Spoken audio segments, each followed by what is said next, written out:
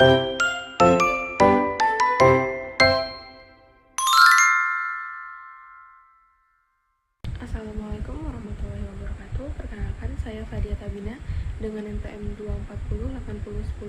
24080104432 ingin mempresentasikan hasil artikel saya yang berjudul Krisis Ontologi Keadilan dalam Putusan Pengadilan Indonesia, Dialektika Antara Keadilan Distributif dan Keadilan Substantif. Keadilan merupakan tujuan utama hukum sekaligus dasar moral dalam kehidupan bernegara. Namun, dalam praktek hukum modern sering terjadi pertentangan antara legalitas formal dan keadilan substantif. Kondisi tersebut memunculkan krisis ontologis dalam hukum, yaitu ketidakjelasan orientasi hukum antara kepatuhan terhadap norma dan realisasi keadilan nyata dalam masyarakat. Pendahuluan latar belakang. Keadilan merupakan konsep fundamental dalam filsafat hukum yang selalu menjadi tujuan utama pembentukan hukum.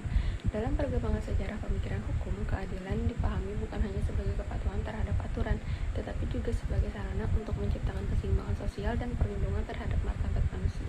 Pandangan tersebut dikembangkan oleh Hans Kelsen melalui teori pure theory of law. Hukum harus dipisahkan dari unsur moral, politik, dan sosiologi agar hukum tetap objektif dan sistematis. Kondisi tersebut menunjukkan adanya krisis ontologis dalam hukum, yaitu ketidakjelasan hakikat keadilan yang ingin diwujudkan oleh hukum. Rumusan masalah yang pertama, bagaimana krisis ontologi keadilan dalam sistem hukum modern. Yang kedua, bagaimana hubungan antara keadilan distributif dan keadilan substantif dalam filsafat hukum. Yang ketiga, mengapa praktik hukum di Indonesia sering gagal mewujudkan keadilan substantif. Dan keempat, bagaimana rekonstruksi ontologi keadilan dalam hukum di Indonesia. Penelitian ini menggunakan metode yuridis normatif dengan pendekatan konseptual dan pendekatan perundang-undangan. Pendekatan konseptual digunakan untuk menganalisis teori filsafat hukum mengenai ontologi keadilan, keadilan distributif, dan keadilan substantif. Hasil dan pembahasan. A. Ontologi keadilan dalam hukum.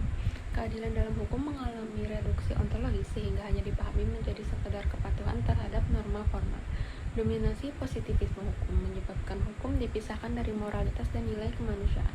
Dalam paradigma positivistik, hukum hanya dipahami sebagai sistem aturan tertulis yang sah secara prosedural. Akibatnya, hukum lebih berorientasi pada kepastian norma dibanding keadilan substantif.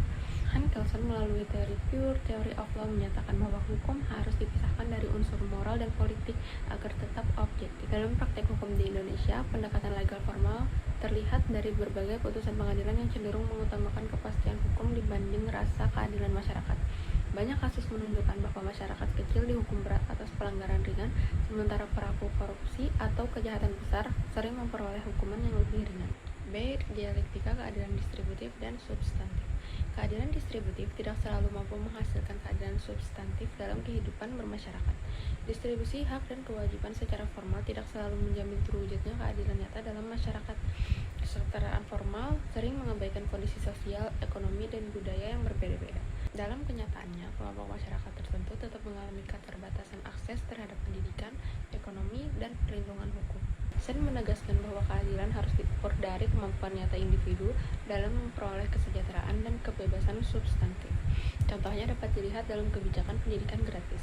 Secara normatif, kebijakan tersebut tampak adil karena berlaku untuk seluruh masyarakat.